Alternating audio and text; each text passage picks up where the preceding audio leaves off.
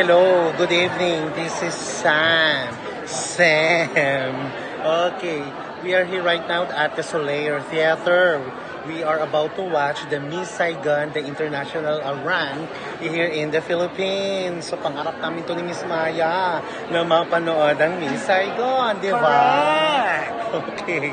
So ngayon, malapit-lapit na, papasok na kami at mapapanood. Bibigyan namin kayo ng feedback mamaya dahil bonggang-bongga. Hindi masyadong pinaghandaan ni Miss Maya, oh.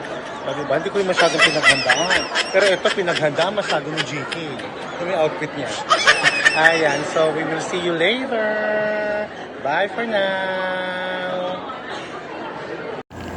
Pagpasok namin sa loob ng theater, nakakaloka, para akong nalula ang taas. Actually, sold out na lahat talaga ng ticket.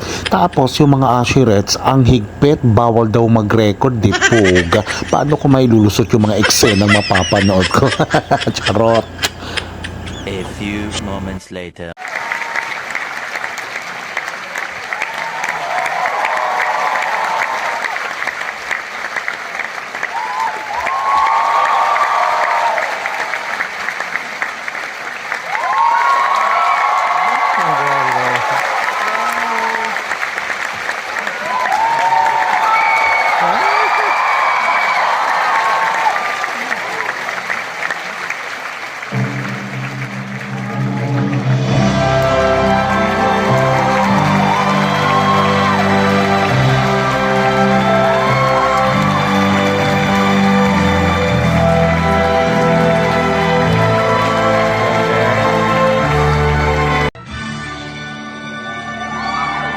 Grabe!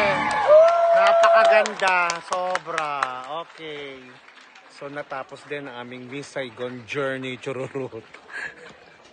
Ang ganda, wala akong masabi. Napakaganda.